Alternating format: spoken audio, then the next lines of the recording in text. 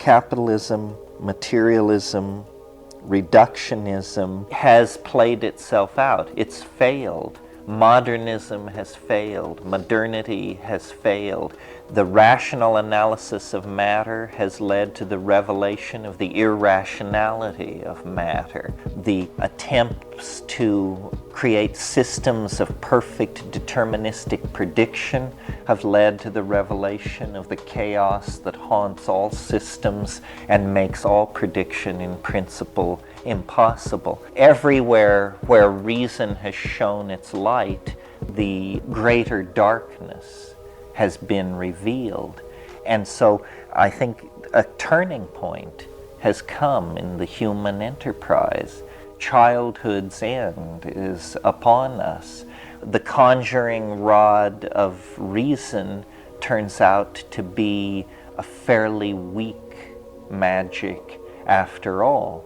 And we have to begin to cultivate a sense of mystery, a sense of living without closure.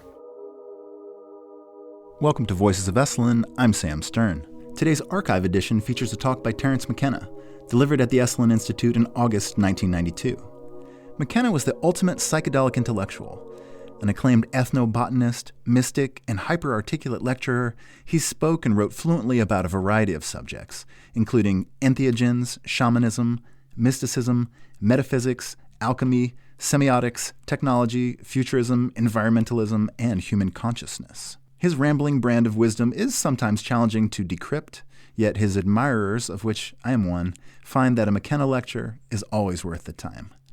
Some of his notable books include The Invisible Landscape, True Hallucinations, and The Archaic Revival. His brother Dennis McKenna penned a wonderful memoir of their life together entitled The Brotherhood of the Screaming Abyss, which I highly recommend. Terence McKenna enjoyed a long and extraordinarily close association with Esalen and with Big Sur. Before his death on April 3, 2000, he had been scholar-in-residence many times and delivered scores of talks which are housed in our archives. This talk, entitled Politics and Ethos, covers a lot of ground, including psychedelic ontologies, modernity, language, reason, religion, freedom, nostalgia, and much more. But don't take my word for it. Tune into the nasal-voiced genius yourself and take the ride. Cogito ergo sum, I think, therefore I am, appeared to be a kind of axiom, a kind of bedrock statement. I think, therefore I am. Now, somehow in the 17th century, this appeared to have some kind of incontrovertible logic about it, I am I. But when you analyze it, it's an incredibly complex statement embedded in assumptions that can barely be languaged. I mean, just look at the connector, therefore, and try to wrap your mind around what this actually means and what are the limits of the meaning and what is implied. It's a profoundly intuitive concept, not easily languaged. All knowing is incredibly provisional, and this is something which is hidden within the context of a culture, because cultures don't run around announcing how they haven't got their acts together. That's not what culture is about. Culture is all about announcing how we do have our act together. Look at this Gothic cathedral, or look at this Stonehenge, or look at this wonderful human sacrifice we just put on here. We know what we're doing. We know how to run nature and ourselves.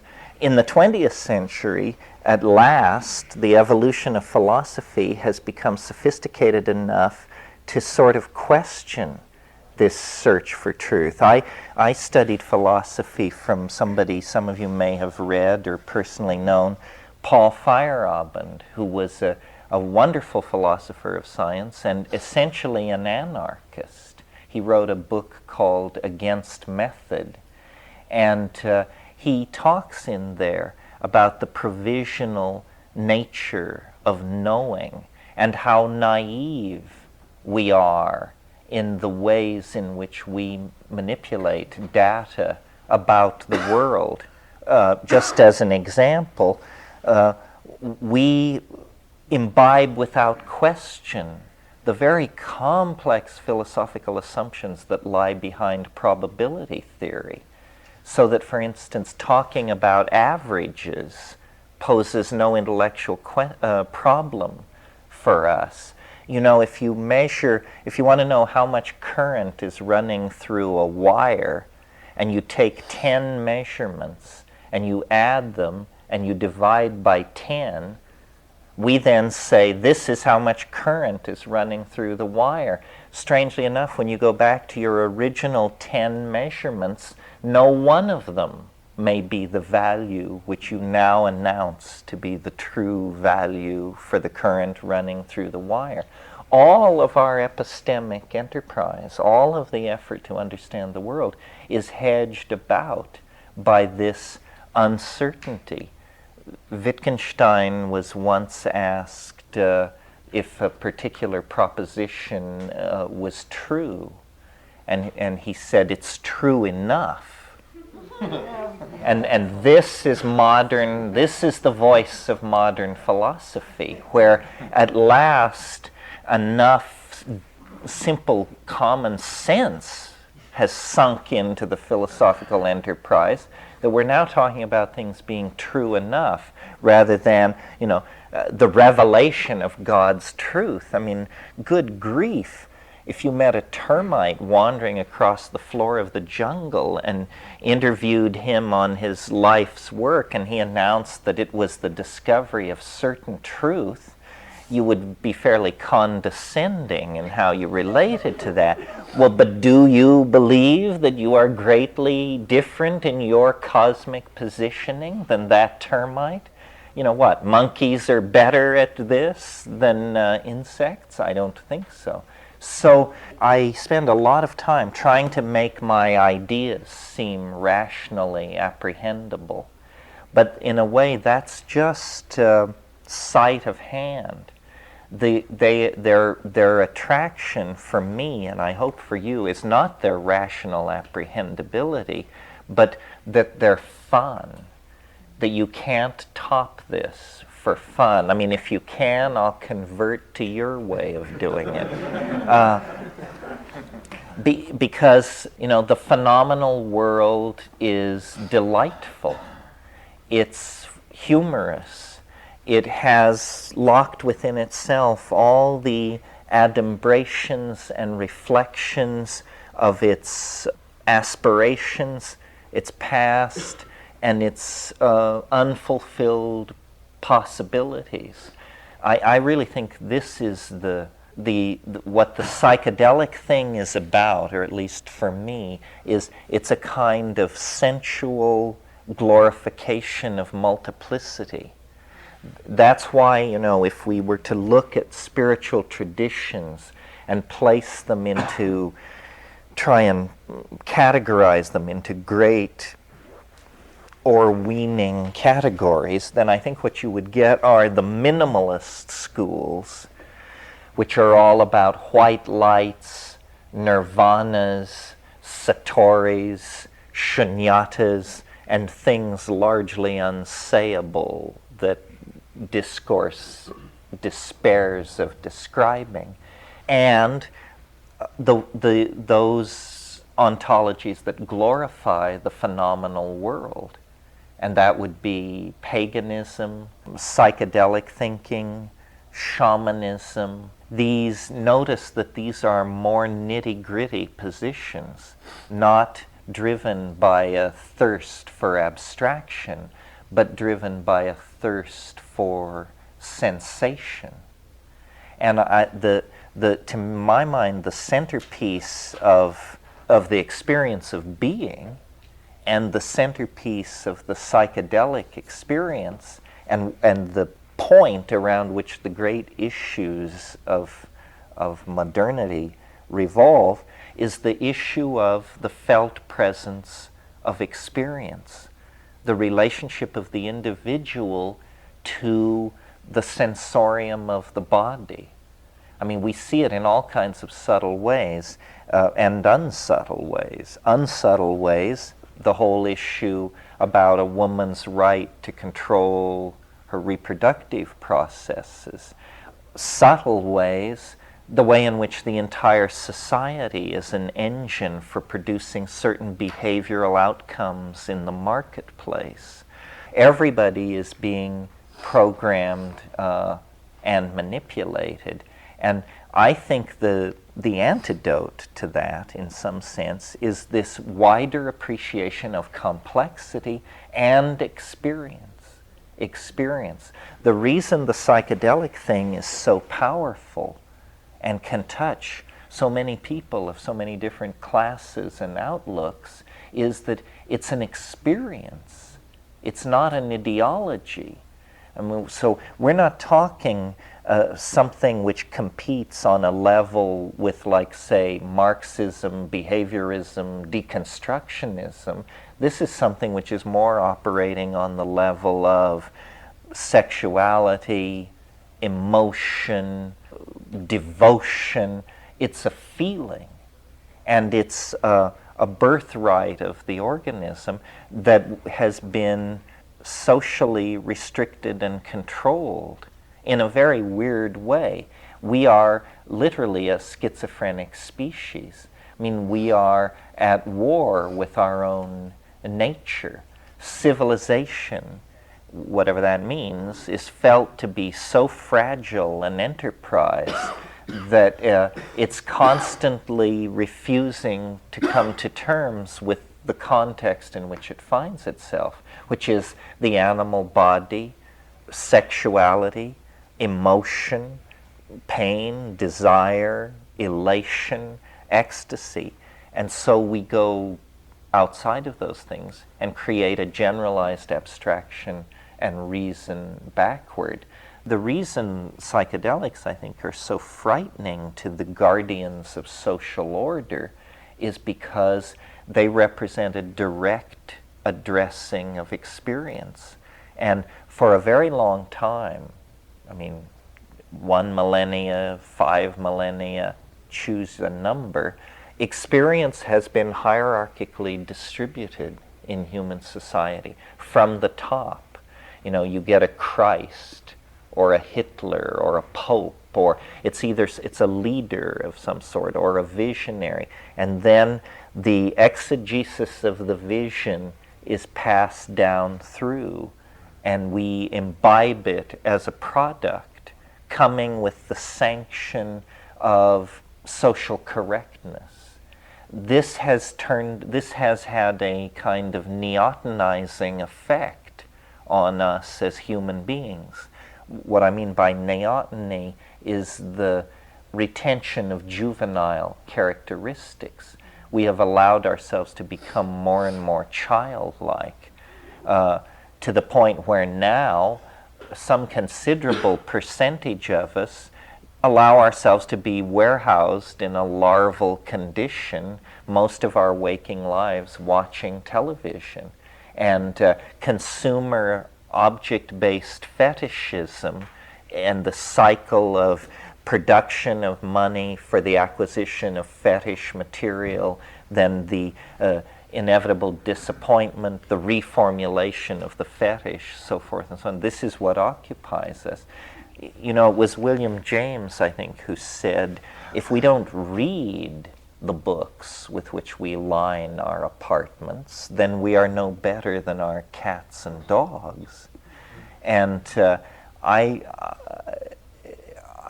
guess I would say, and if we don't take the psychedelic plants that are in the environment that we can avail ourselves of, then we are no better than our cats and dogs. There are doorways open to us, but they are all experiential and personal. They lie in the realm of sexuality and, I guess, what you would call experimental psychology, and areas where we get very nervous and want to follow rote, follow tradition, and be assured that we are not deviant, that we are not strange, that we are not violating any of the canons of the tribe. But I think because of the social crisis meaning this vast generalized sense that everyone has that things are out of control, we are going to have to go back to first principles. And what that means is a return to the authenticity of the body. You know, McLuhan wrote about how media distorts human self-images. One of the reasons that I'm involved in virtual reality and electronic media and all of that sort of thing is because I think that the age of the distortion of the human self-image by media is coming to an end, that the medias of the future will be largely transparent, and that this is very important because it's going to allow us to discover who we are. You know, a person who can read is a person who possesses an ability that is tremendously distorting of their essential relationship to their humanness. I mean, if language is a bizarre activity, and no question that it is, reading is orders of magnitude more bizarre yet, because, you know, abstract signs are being manipulated at close to conversational speed, in some cases faster than conversational speed. So much of culture is complex behavior. And I think that what the psychedelics show that is a secret that some people don't want told is that we can redesign our behavior. We can change very, very quickly. The image of ourselves as somehow the rigid inheritors of evolutionary programming and therefore doomed like lemmings or monarch butterflies to enact a programmed pattern of behavior and destroy ourselves isn't what I see happening at all. The whole history of humanness is a history of unexpected adaptive response to unusual circumstances. And I believe that's because the imagination has played such an important role in defining who and what we are. And whatever the imagination is, psychedelics catalyze it. Psychedelics enhance it. The thin bandwidth of interior self-monitoring that goes on in normal consciousness becomes much more clear, three-dimensional, and intensified under the influence of psychedelics. If, you know, these things used to be called consciousness-expanding drugs. It was just a good old phenomenological description. Well, consciousness, or the absence of it, is what is pushing our species toward some kind of crack-up. So if there are factors in the rainforests, in the Arctic tundra, in the toolkits of pre-literate and Aboriginal people that can act to transform consciousness, then this is where we have to put our attention. If we could feel the consequences of what we are doing, we would stop doing it. The reason we don't stop is because we are partially anesthetized to the consequences of untrammeled population growth, unregulated capitalist market-oriented behaviors, so forth and so on. We are semi-conscious. This is our problem. We're like someone half awake inside a burning building. You know, are we going to suffocate and become a crispy critter? Or are we going to sufficiently integrate the situation to grope our way to an entrance and call 911? In our case, I don't know who comes when you call 911. But it's something like that. During the weekend, we'll talk a lot about human history, because I think human history is something that we are far too blasé about. We take it for granted because our own lives are so ephemeral last, 70 years or something. We think of history as something that was installed with the rocks, but in fact it isn't. It too is a behavior, very recent, like language, another behavior, very recent. Physically, human beings have been about the way we are for 100,000 years, much the way we are for 500,000 years.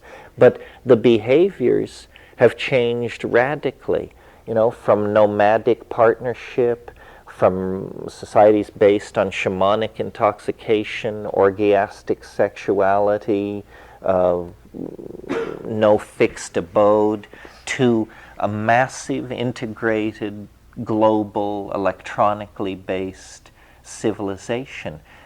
These are extraordinary modifications of behavior. It's as though hummingbirds were to begin assembling locomotives. That's the kind of radical transformation that we see inside our own species. Well, then the question is, what's it about? What we are doing by replacing one behavior after another, never resting, never satisfied, is, in practical terms, we're accelerating the entire temporal continuum. We seem to be pushing process toward some kind of dimensional apotheosis of some sort. We're not content to let things rest. And human history is the record of this process, which begins as a kind of random walk across the epigenetic landscape of culture.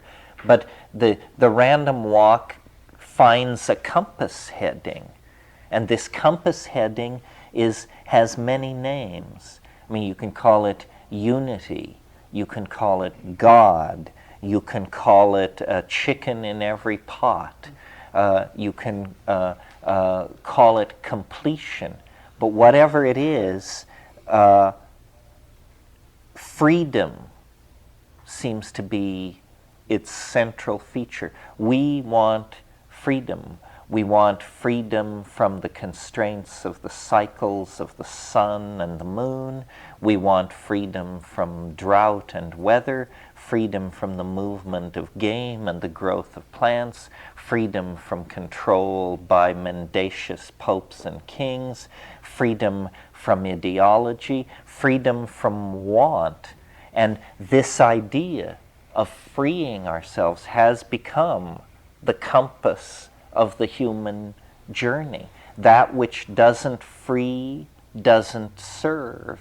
This has become almost a kind of universal ideal. No one on earth preaches the virtues of slavery. There may be people who practice slavery, but they have the decency to keep their mouths shut about it, because the defense of slavery has become impossible in polite company. Slowly, there has been, I think over time, the growth of an ideal of what human perfection is, first worked on by the great religions, and then sometime, I suppose, around the time of the Italian Renaissance, handed over to secular forces that begin to say, freedom is more than the right to wear wool and pray 24 hours a day. Freedom means the acquisition of property, of the visible manifestations of wealth, the acquisition of information. Freedom with the publication of the first books becomes associated with accessing the database of the culture. Well, what we've learned through Freud and Jung is that the database of the culture goes deeper than we may have anticipated, and that the final keys to the deeper levels are in fact plants that were part of our shamanic heritage millennia ago. So freedom has become basically a project in the Blakean imagination. Blake called it the divine imagination. We now dream of transcending the constraints of matter, space, time, and energy themselves. I mean, this is what stuff like nanotechnology and virtual reality and this sort of thing is about. We wish to find ourselves in the imagination. Well, I maintain that this desire is a kind of nostalgia for a paradisical possibility that actually existed in the past, and that to understand the human predicament, we're going to have to come to terms with the idea that, which has been around for a long time but not given much coinage recently, that history is a fall, that this is a lesser state than we have known in the past, that all this material culture and all this exhibition of energy control and so forth and so on is actually, these are the toys of lesser gods, and that being integrated in nature, at peace with the rhythms of life and death, and co-identified with the eternal organism of community, that these were actually higher and nobler ideas that somehow became compromised with the fall into history. And it has to do with our relationship to the lost continents of our own minds. I mean, that's what this psychedelic thing is really about. I think it's as profound as the European discovery of the lost half of the planet 500 years ago. It's that half of the human mind became disconnected from the ego. And for 1,000 years or more, these things have drifted in such profound estrangement from each other that when reunited, the only thing we can map it to is a flying saucer invasion or a descent of angelic intent or something, because we have become so alienated from the collective images of the soul. And while it's true that shamanism has existed forever and ever, and that some people, midwives, shamans, visionaries, schizophrenics, have been doing this in all times and places, nevertheless, it now has a special poignancy, because the official philosophy of our civilization, capitalism, materialism, reductionism, I guess that's it, maybe misogyny is in there somewhere, has played itself out. It's failed. Modernism has failed. Modernity has failed. The rational analysis of matter has led to the revelation of the irrationality of matter. The attempts to create systems of perfect deterministic prediction have led to the revelation of the chaos that haunts all systems and makes all prediction in principle impossible. The prosecution of the dream of a formal edifice of logic to explain mathematical structures and truth has given way to Gödel's incommensurability theorem, which shows you that basically nothing makes sense. Everywhere where reason has shown its light, the greater darkness has been revealed. And so I think a turning point has come in the human enterprise. Childhood's end is upon us. We have to drop the naive assumptions of certain truth, perfect understanding. The conjuring rod of reason turns out to be a fairly weak magic after all. And we have to begin to cultivate a sense of mystery, a sense of living without closure, because that, in fact, is how the world is. The world is a mystery. It's not going to yield to the fragile constructs of the human mind. Some portion may be rationally apprehendable, but the basic facts of the matter are that we do not know where we come, nor why, nor where we're going, nor according to what plan. And instead of seeking a flawed communication with the intentionality of deity, I think the psychedelic religious agenda, if that's how you want to think of it, is a more modest one. It's a cultivation of a sense of wonder in the presence of something which obviously cannot be encompassed by the human mind. I mean, it can no more be encompassed by the human mind than the ocean can be emptied into a thimble. And once you get that straight, you can go back to getting high, staying tight with your friends, making love, growing your garden, and appreciating the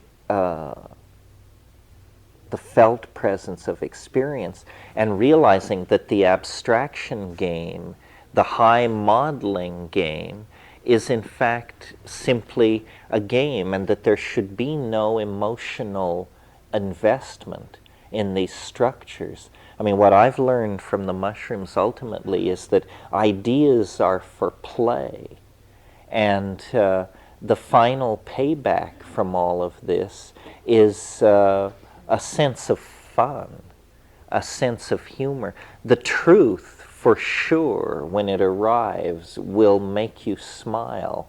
If it doesn't, you should seek a deeper truth. And so, for a long time it troubled me, this question of truth and falsity. And now I think that it's more like this, that the person who has the best idea, or let's put it this way, the best idea, and that means the funniest idea, the idea that brings the small smile to the corners of your mouth, that idea will win. It will win. It's Twee, the cheerful. Twee treads on the tail of the tiger. No blame.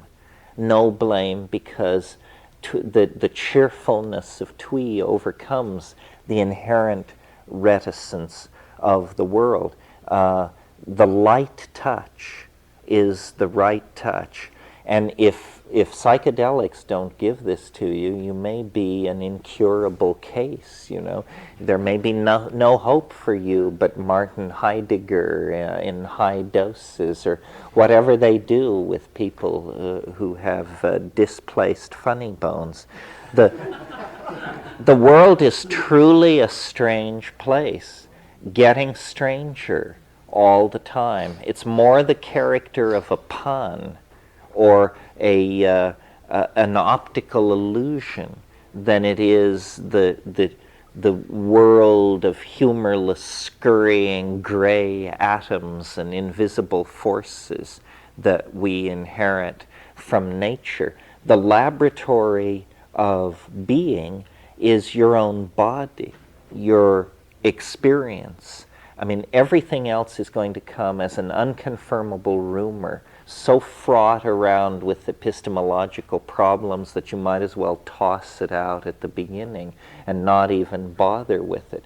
The basic thing is the empowerment of experience. That's why sexuality has always raised such a ruckus among authority freaks. It's why the psychedelic is so unsettling. It's why youth itself is unsettling, because these things cause symmetry breaks. They cause a shift in perspective. But this is, in fact, at this point in time, exactly what we have to have. It may be, that we're going to rack and ruin, but it's not an unconscious process. There are the technologies, the information retrieval systems, the engineering capacities to fight like hell against the dying of the light, if that's what's going on. But the will has to be activated. And the problem is that the people creating the problems, which are the people in the high-tech industrial democracies, people like you and me, are the furthest from the consequences of the problems. You know, I mean, here we anticipate the apocalypse, and it's a theological discussion. You go to Somalia, and the apocalypse is well underway. It's moved beyond the planning stage in many parts of the world, but the parts that we don't go to. And yet we represent, for all our humility and financial difficulties, whatever they may be, we represent probably the 5% of the world's people who have some ability to contact, control, and direct the resources and the technologies that are available on this planet. I mean, if you're able to sit here at Esalen this evening, then you automatically are in that 5% classed as, you know, the world controllers, you and your friends, yeah.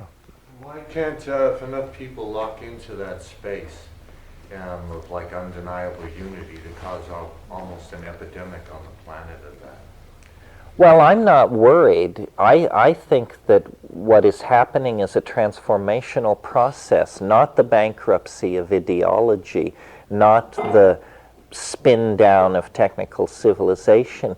I'll argue through much of tomorrow and tomorrow evening that history is not our fault, that you no more can blame us for the shape of human history than you can blame a fetus for the unfolding morphology within the womb, that history is the necessary distortion of an animal species to lead it to the brink of an ontological transformation.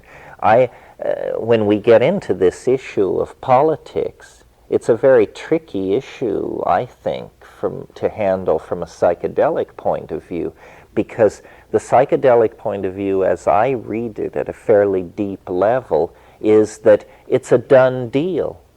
It's okay. You know, basically we're going to make it. We've been on a straight line vector for millions of years with this transcendental attractor that has shaped us, called us out of matter, and is revealing itself through us. But knowing that is not permission for sitting on your can or ceasing to participate in the struggle to create a just and caring society. It does mean that you shouldn't worry, that worry is off the menu, that you don't know enough to worry is one of the arguments to be made. So I think it's basically a case of we need to act locally and think not simply globally, but cosmically. And in our cosmic ruminations, struggle to erase boundaries and to see that, you know, the difference between us and the next species in waiting in the evolutionary elevator, and the difference between life and death, and the difference between pre and post history, these are differences that can be easily erased. And when they are, what comes through is this lost sense of unity and purpose and rightness that we're trying to recapture. Well, that's all I really wanted to say about that tonight. I didn't want to keep you past 10. We'll get together here tomorrow morning, get a good night's sleep. The baths are open 24 hours a day. Thank you very much. Bring your questions, controversies, and whatever, and we'll dig into all this with great gusto on the morrow. Thank you very much.